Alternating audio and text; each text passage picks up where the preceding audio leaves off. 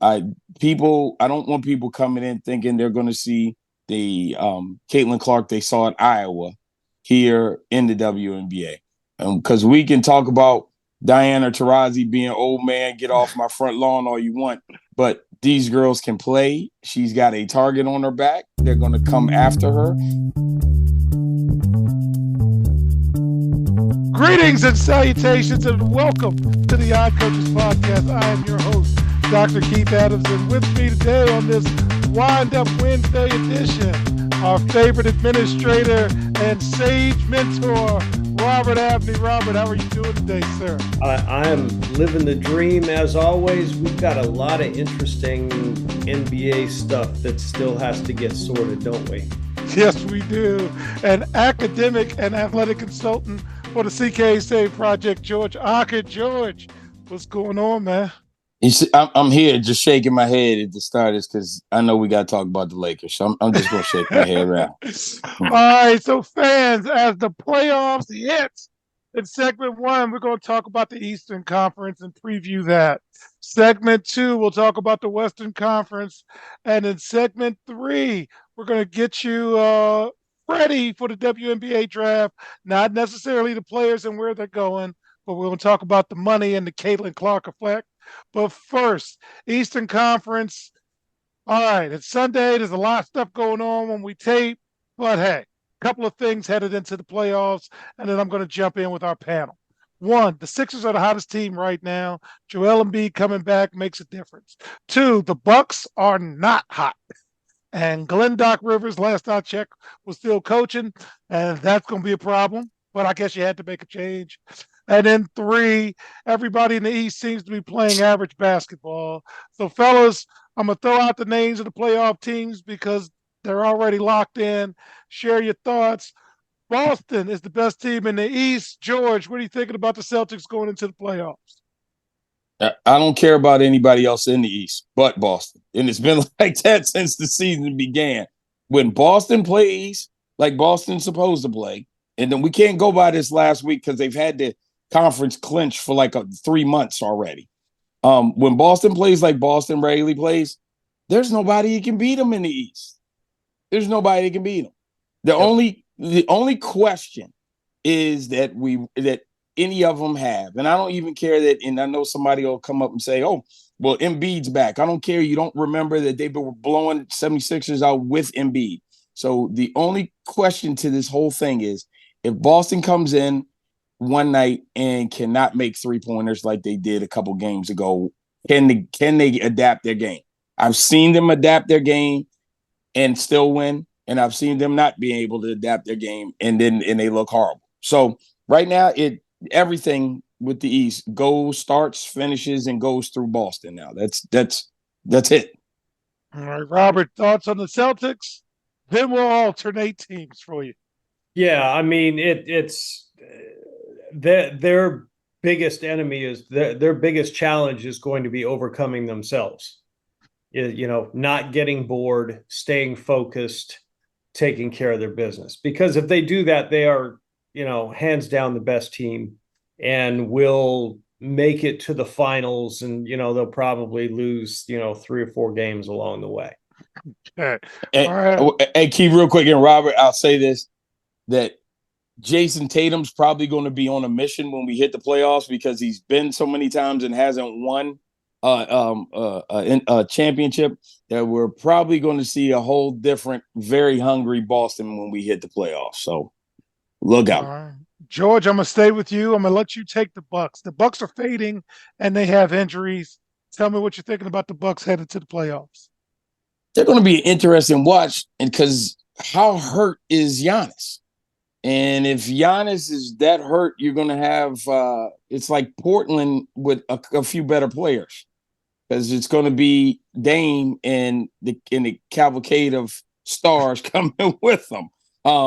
So it's going to be interesting. I mean, we might go through a very exciting playoffs with Dame time, and just watching him do incredible things until he hits the Celtics.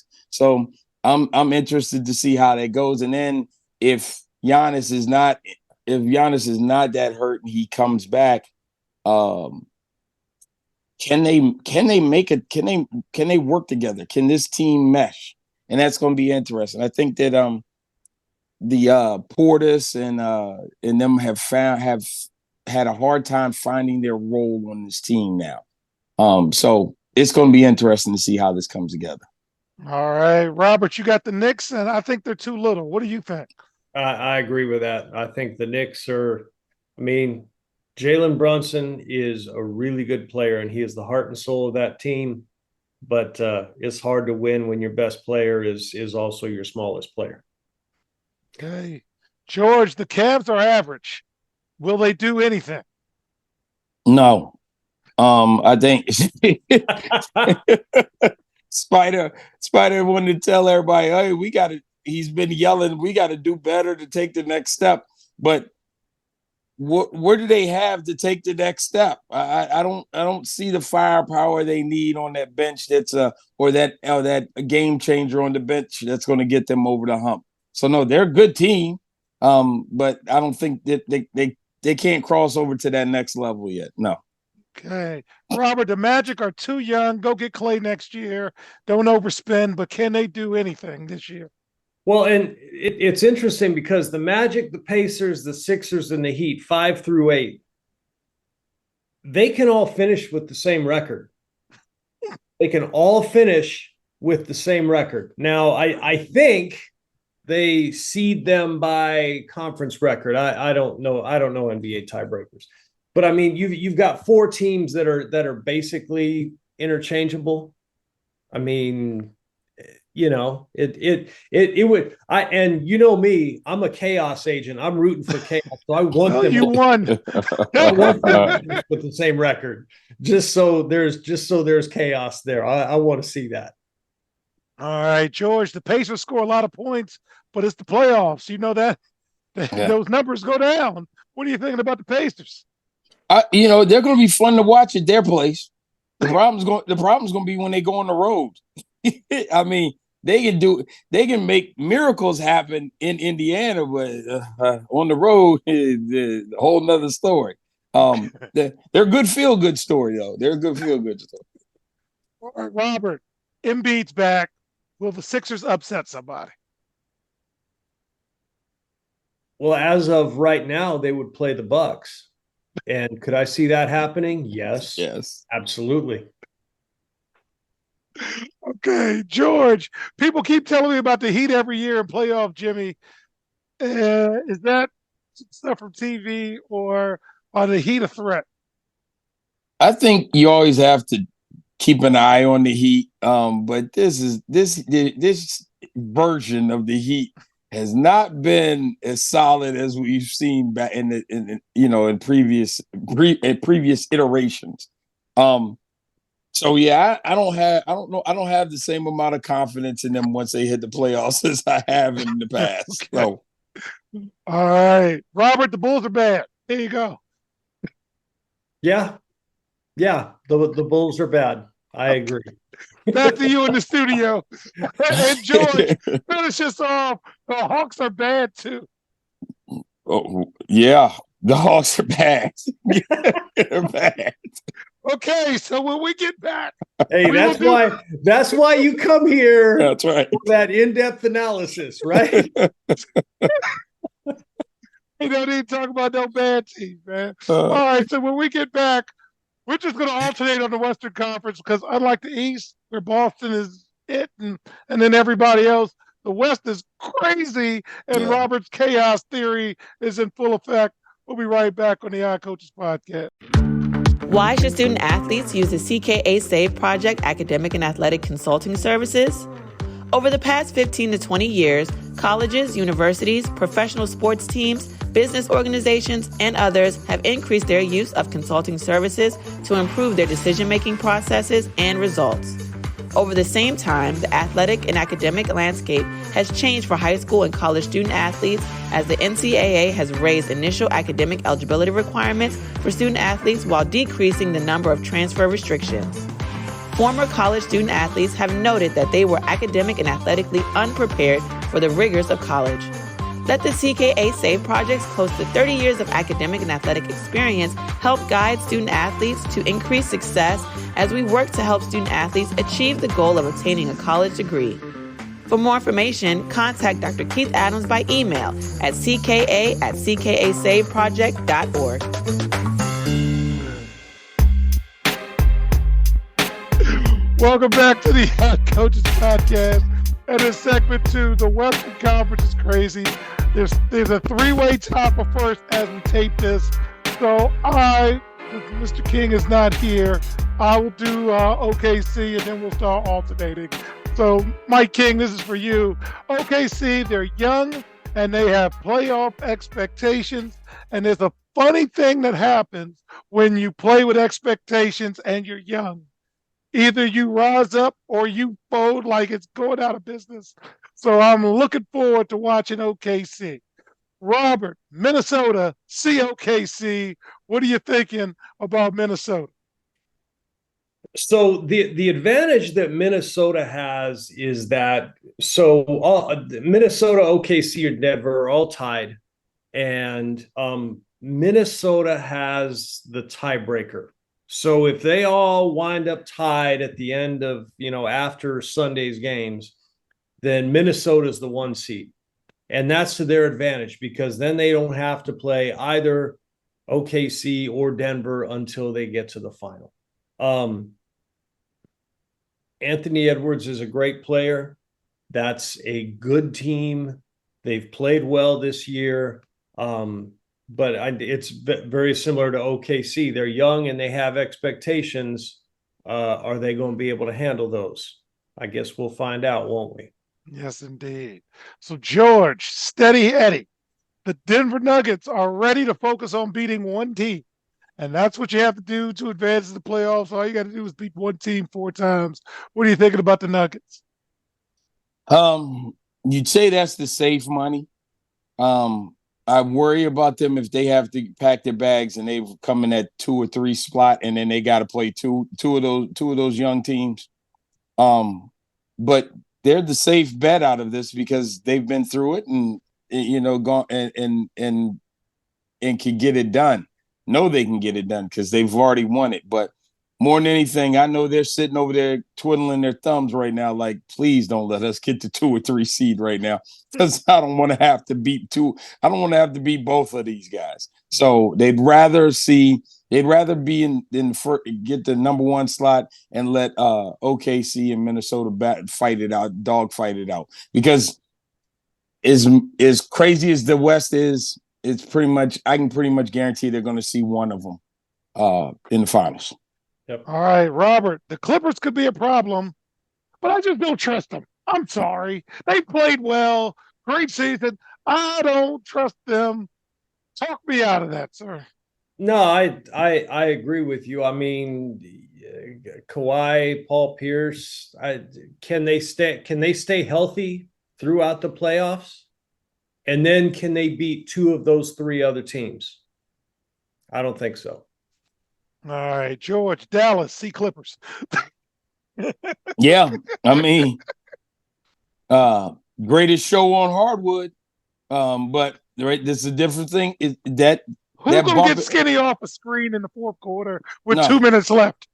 No, because see, that's the thing. I was about to say that bump and grind of the playoffs and having to beat a team in the 7-game series. Kyrie might go on a walkabout to find his inner peace at that point in time. You never know what's going to happen, and Luka might have a day where he just want to watch cartoons. So you don't know, and eat donuts. So you don't know what's going to happen, dude. So yeah, no, I'm with you. You can't trust those guys. I'm with you. No. All right, Robert, I'm a year off, but New Orleans has not finished very well. They finished very average. I think Zion might be hurt now. What are you thinking about the Pelicans? Well, I mean, if Zion is hurt, it's over. It's over. And if I remember correctly, let me take a quick look here. The Pelicans and the Pelicans and the Suns are, the Pelicans are 1 game up on the Suns for for the 6th seed, which is staying out of the play-in. The Pelicans do have a better conference record, so they should be okay. But still, if the Pelicans wind up in the play-in, they're done. And Zion is hurt, they're done in the play-in. If they manage to stay out, I don't think they make it out of the first round, especially if Zion is banged up, for sure. I will say this though about New Orleans. Zion not hurt. That's that first round matchup you don't want to see. If you want to talk, if we have a X factor or upset team, the Pelicans are the one. They're the team to be worried about. If this have to see with a healthy Zion and no strippers. Okay. And if things stay the way they currently are as we tape this, they would be playing Denver. I don't think the Nuggets are worried. But George, the Suns, what happened, man? Suns are supposed to be good and nothing. Tell me. Talk to me about the Suns. What are you talking about? Bradley Beal told you we ready. We ready for we ready. We on playoffs. Hey, look, it's playoff time. How far are you gonna get when you don't play defense? I just am asking. I just want to know. That's all I want to know. You got three of the best scorers there are, but Olay defense only gets you but Olo so far. So it is what it is, man. All right, I'm going to let both of you comment first with George. Lakers, they have finished strong. We will see if they can beat a quality team 4 times. George, what are your thoughts on the Lakers? I got a pain in my side right now that I want to pass on this subject. God, look, can they go away? I mean, they're not going. The Lakers they're not winning the series. Even if they win, get out the play-in round, whatever that thing is called. Let them go ahead and take the mid-year trophy and go on about their business. Ouch, Robert. The Lakers, again, they did finish strong. Can they beat a quality team 4 times X amount of rounds? No. I mean, they're at some point, all that mileage catches up with you. LeBron is the greatest player of his generation. No question. Not in my mind, anyway. But there's a lot of miles on those tires. All right, but let me do this so I can get this out of the way. God. Anthony Davis is one of the 5 best players in the league. And I tell you what, Rui Hachimura is learning his role and he's playing. And D. Russ, nothing, deadpan. Okay. That doesn't even get a response out of us. Keep going. Good God. All right, George, the Kings. I just don't think they have. They don't, man. They've had injuries. It's just, and I like them. I like their makeup, but they just don't have it. Just don't have it. And to close out this segment, 2000 party over, oops, out of time. Golden State, Robert, do they have any chance? No. Again, no, because they're just they're not that good because they're older. Draymond is washed up. They need to get rid of I would be shocked if in the offseason he's not gone, if Clay's not gone. I mean, you tried to keep the band together for one last go round, and this is what you get, basically. Hey, Brothers 2000. Hanging on for dear life.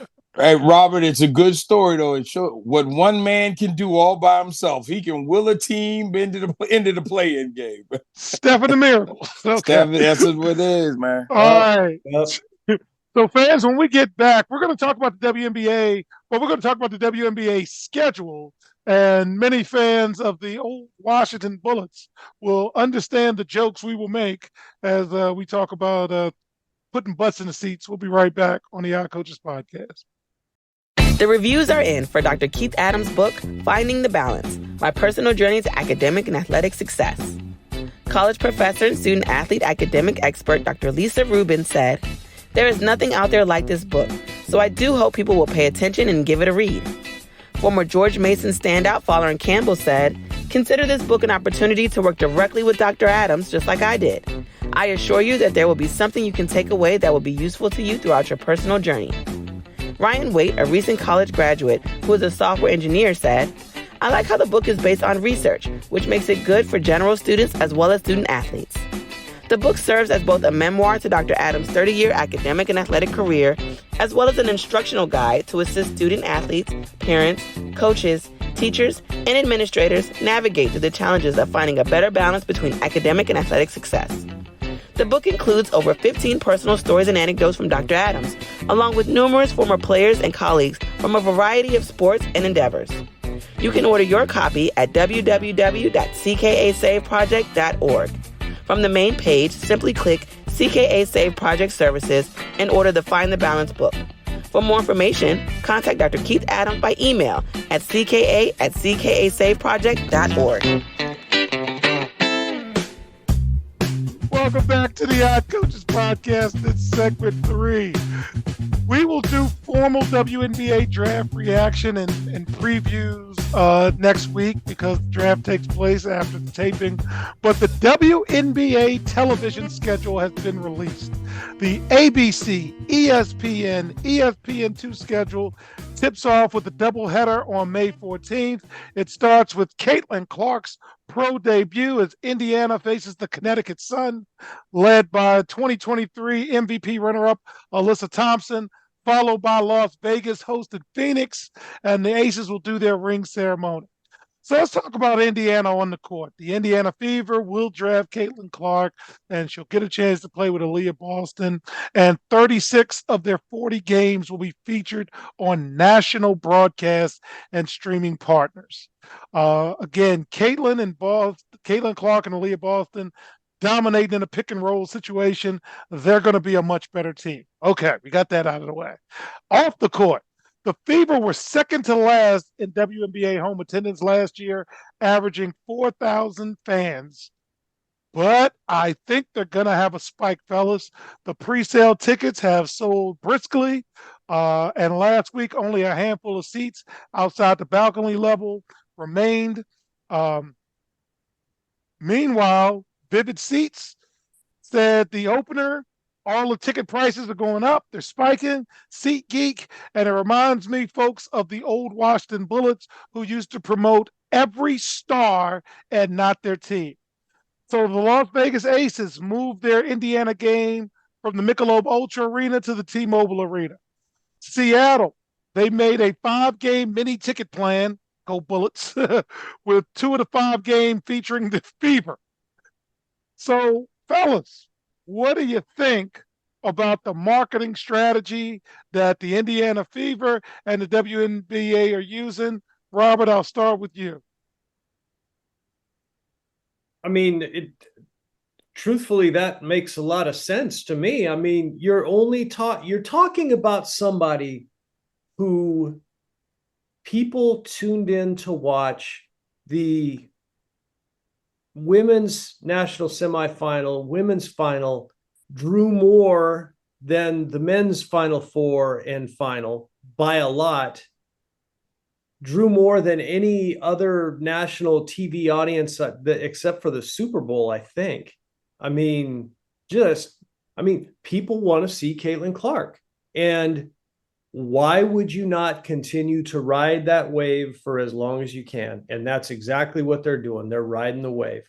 And, teaming her with Aaliyah Boston, I think those two are going to play really well together. I think they're going to play really well off of each other. I also think it's going to take them some time to figure it out. They will make the playoffs. They're going to make the WNBA playoffs. I don't have any doubt about that. But they're going to struggle a little bit early on, I think, because they have to figure that out. And then, like we talked about last week, Caitlin Clark is really good, but Caitlin Clark still, everybody has got to work on it. She's got some things she can add to her game that's going to help her get better. And she doesn't have time to do that this year because there is no off season for her. None. All right, George, what do you think about that marketing strategy? Again, the Indiana Fever will be on television, or streaming platforms, or what have you. My goodness, the majority of the season, 36 out of 40 games. What do you think, George? It's easy. It was laid out for you. I mean, they have to do everything they can to keep this momentum going. I actually saw one mock draft where if Indiana does it, pulls the strings in a couple of places, that they will draft in the first round. They could draft Caitlin and Angel Reese, and how way things fall. So if they wind up doing this, especially if they get both of them, you want to talk about box office, because you have them both. But yeah, I mean, to push the envelope with all the momentum coming out of college, WNBA better jump on it. My big thing is, and Robert touched on it, it's going to take them time. I don't want people coming in thinking they're going to see the Caitlin Clark they saw at Iowa here in the WNBA, because we can talk about Diana Taurasi being old man, get off my front lawn all you want, but these girls can play. She's got a target on her back. They're going to come after her. The two games I want to see are going to be definitely want to see are Indiana and where's Stewie? Seattle, or where's she? Seattle, I think it is. She's New York now. New York. I want to see the New York game, and of course, I want to see the Aces game. I think that because Stewie's going to have something to prove when she sees her, and the Aces are the best team in the league. So it's roadmap for you. The best thing for WNBA is don't F it up. That's it. All right, so there are more teams than the Indiana Fever.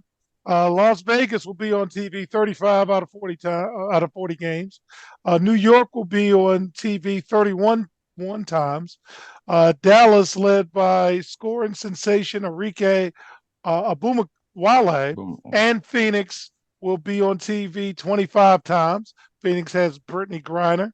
And the WNBA All-Star Game will be televised in prime time, baby, 8:30, July 20th on ABC, where the WNBA All-Stars will take on the U.S. women's national team right before the Olympics. And it was good, too. It was good this year, too, because they actually played. Yeah, they're going to play. It wasn't that crap with the NBA. The WNBA All-Star Game was really good this year. And fans, I don't think you knew this, because this didn't come across my desk till now. But the league is actually going to take a break for the Olympics, and they will take off and resume play August 15th. So that's something I think that was a good idea on their part. So to close, and I'm going to try to keep it together. Hold on. Go ahead. I got a question for you. Okay, so Caitlin Clark didn't go to the Olympic training camp because she was otherwise occupied playing in the Final Four. Should she be on the Olympic team? Christian Laettner was, so darn it, go ahead, put Caitlin on that dream team. You always need shooters, Robert. George, what do you think? I think you can. Oh, this is a tough one. I mean, I guess you can let her on, and you know what shooters. Though, I'm gonna tell you this. You can make the case. Oh yeah, we need shooters to have her on, but to still push the narrative and the way she's carrying the league, yeah, put her on there. The way she's carrying women's basketball, put her on there, because people gonna watch. I tried to go to the basketball route, Robert. George just kept it real. George is going to follow the dollars every time, Keith. You know that. But I'm with George. I think if you don't put her on the Olympic team, what a huge missed opportunity. That's what we say in education, folks. That's a huge missed opportunity. The lesson was very good, but you missed a chance to really hone on the objective. Don't miss.